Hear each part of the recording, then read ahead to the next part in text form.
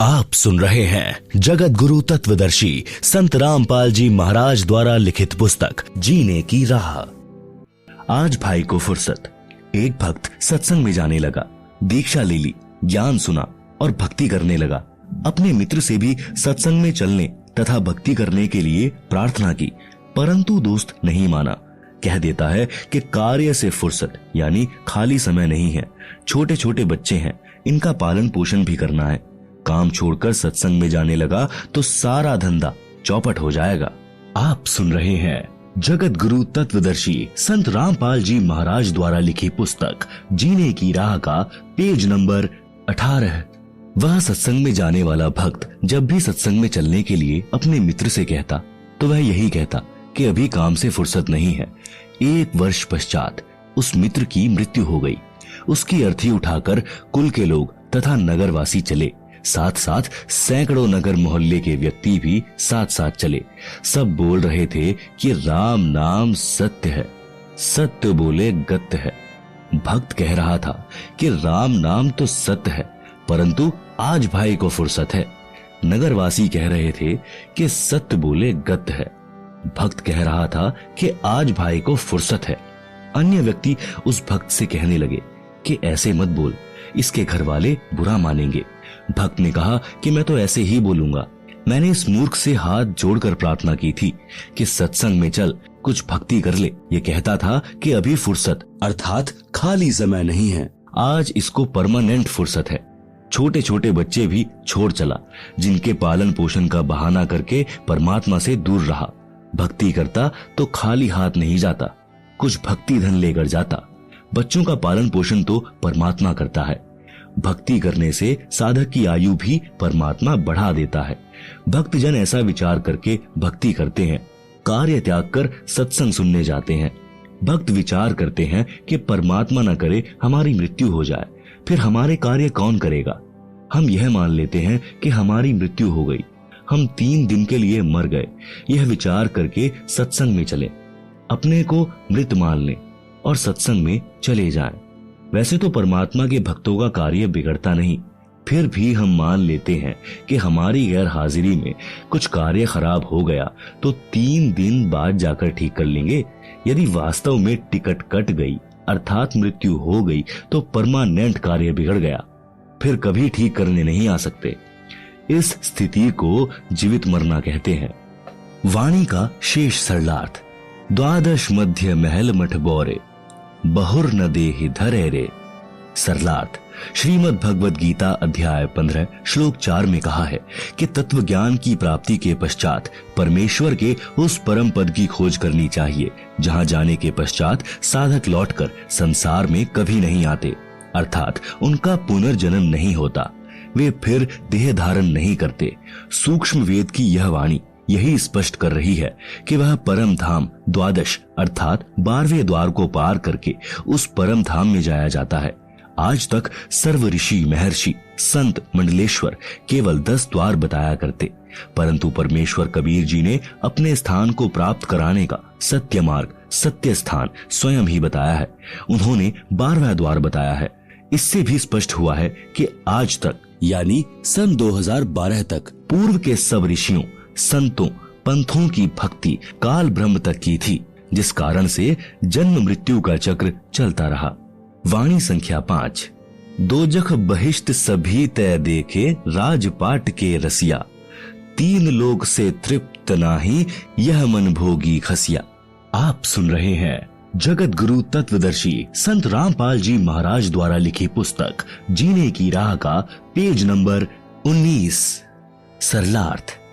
तत्व ज्ञान के अभाव में पूर्ण मोक्ष का मार्ग न मिलने के कारण कभी दोजख अर्थात नरक में गए, कभी बहिष्ट अर्थात स्वर्ग में गए, कभी राजा बनकर आनंद लिया। यदि इस मानव को 3 लोक का राज्य भी दे दे तो भी तृप्ति नहीं होती। उदाहरण, यदि कोई गांव का सरपंच बन जाता है तो वह इच्छा करता है कि विधायक बने तो मौज होवे। विधायक इच्छा करता है कि मंत्री बनूं तो बात कुछ अलग हो जाएगी। मंत्री बनकर इच्छा करता है कि मुख्यमंत्री बनूं तो पूरी चौधर हो, आनंद ही न्यारा होगा, सारे प्रांत पर कमांड चलेगी। मुख्यमंत्री बनने के पश्चात प्रबल इच्छा होती है कि प्रधानमंत्री बनूं तो जीवन सार्थक हो, तब तक जीवन लीला समाप्त हो जाएगी। फिर गधा बनकर कुमार के लठ यानी डंडे खा रहा होगा। इसीलिए तत्व ज्ञान में समझाया है कि काल ब्रह्म द्वारा बनाई गई स्वर्ग नरक तथा राजपाट प्राप्ति की भूल भुलैया में सारा जीवन व्यर्थ कर दिया, कहीं संतोष नहीं हुआ। यह मन ऐसा खुसरा यानी हिजड़ा है। एक इब्राहिम सुल्तान अदम नाम का इराक देश के बलख शहर का राजा था। वह पूर्व जन्म का बहुत अच्छा भक्त था, परंतु वर्तमान के ऐश्वर्य में मस्त होकर परमात्मा को भूल चुका था। राज के ठाठ में तथा महलों में आनंद मान बैठा था। एक दिन परमात्मा सत्यलोक से आकर एक यात्री का रूप बनाकर राजा के महल में गए तथा कहा कि हे सराय वाले, एक कमरा किराए पर दे, पैसे बता, रात्रि बितानी है। राजा ने कहा, हे भोले यात्री, आपको यह सराय यानी धर्मशाला दिखाई देती है। मैं राजा हूँ और ये मेरा महल है। यात्री रूप में परमात्मा ने पूछा कि आपसे पहले इस महल में कौन रहते थे? राजा ने कहा कि मेरे पिता दादा परदादा रहते थे। यात्री रूप में परमेश्वर ने पूछा कि आप कितने दिन रहोगे इस महल में? राजा ने कहा कि एक दिन मैं भी चला जाऊंगा इन्हें छोड़कर। परमेश्वर बोले कि यह सराय नहीं तो क्या है, यह सराय है। जैसे तेरे बाप दादा गए ऐसे ही तू चला जाएगा, इसीलिए मैंने महलों को धर्मशाला बताया है। राजा को वास्तविकता का ज्ञान हुआ, संसार की इच्छा त्याग कर आत्म कल्याण करवाया। सदा रहने वाला सुख तथा अमर जीवन प्राप्त करने के लिए दीक्षा ली और आजीवन भक्ति की, अपना मानव जीवन सफल किया। वाणी नंबर 6। सतगुरु मिले तो इच्छा मेटे, पद मिल पदे समाना, चल हंसा उस लोक पठाऊं जो आदि अमर अस्थाना। सरलार्थ, यदि तत्वदर्शी संत सद्गुरु मिले तो उपरोक्त ज्ञान बताकर काल ब्रह्म के लोक की सर्व वस्तुओं से तथा पदों से इच्छा समाप्त करके पद मिल पदे समाना। इसमें एक पद का अर्थ है पद्धति अर्थात शास्त्र विधि अनुसार साधना। दूसरे पद का अर्थ है परम पद यानी पदवी। सद्गुरु शास्त्र विधि अनुसार पद्धति बताकर परमेश्वर के उस परम पद की प्राप्ति करवा देता है, जहां जाने के पश्चात साधक फिर लौटकर संसार में कभी नहीं आते। हे भक्त, चल तुझे उस लोक में भेज दूं जो आदि अमर अस्थान है, अर्थात गीता अध्याय 18 श्लोक 62 में वर्णित सनातन परम धाम है, जहां पर परम शांति है। आप सुन रहे हैं जगत गुरु तत्वदर्शी संत रामपाल जी महाराज द्वारा लिखी पुस्तक जीने की राह का पेज नंबर 20, वाणी संख्या 7। चार मुक्ति जहां चंपी करती, माया हो रही दासी, दास गरीब अभय पद पर से, मिले राम अविनाशी। सरलार्थ, उस सनातन परम धाम में परम शांति तथा अत्यधिक सुख है। काल ब्रह्म के लोक में चार मुक्ति मानी जाती हैं, जिनको प्राप्त करके साधक अपने को धन्य मानता है, परंतु वे स्थायी नहीं हैं। कुछ समय उपरांत पुण्य समाप्त होते ही फिर 84 लाख प्रकार की योनियों में कष्ट उठाता है, परंतु उस सत्य लोक में चारों मुक्ति वाला सुख सदा बना रहेगा। माया आपकी नौकरानी बनकर रहेगी। संत गरीबदास जी ने बताया है कि अमर लोक में जाने के पश्चात प्राणी निर्भय हो जाता है और उस सनातन परम धाम में वह अविनाशी राम अर्थात परमेश्वर मिलेगा।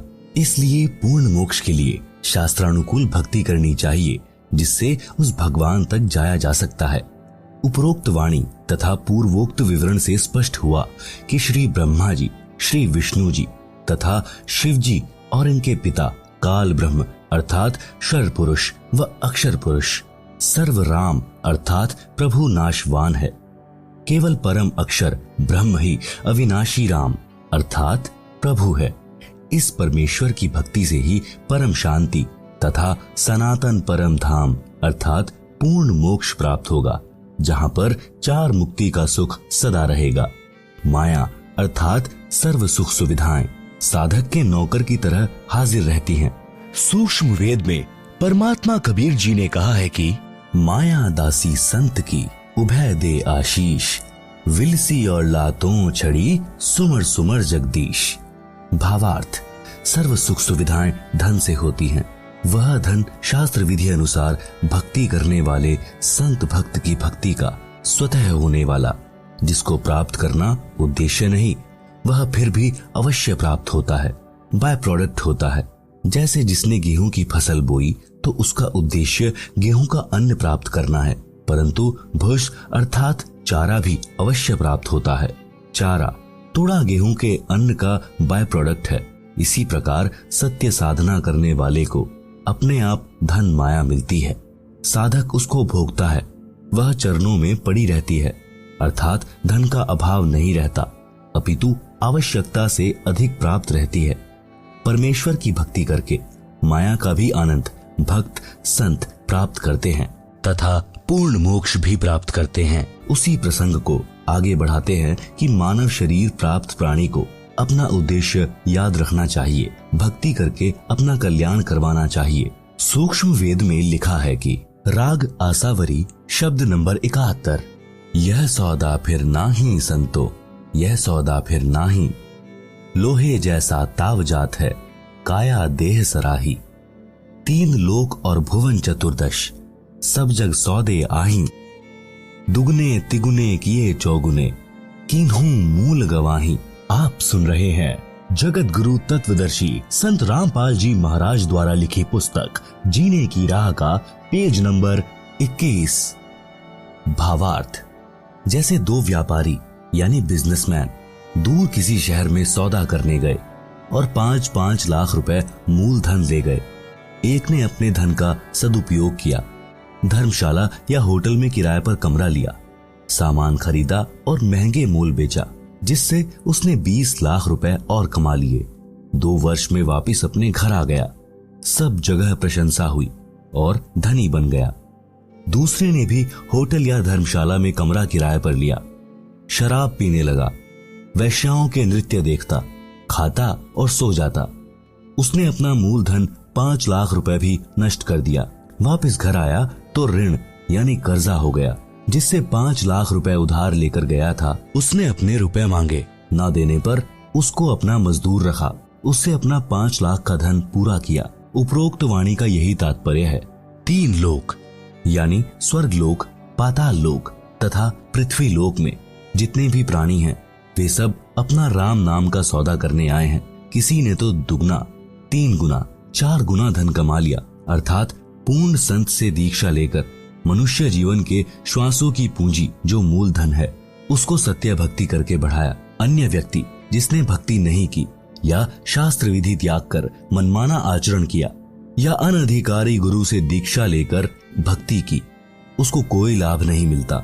यह पवित्र गीता अध्याय 16 श्लोक 23-24 में प्रमाण है, जिस कारण से उसने भी अपने मनुष्य जीवन के श्वास रूपी मूलधन को सत्य भक्ति बिना नष्ट कर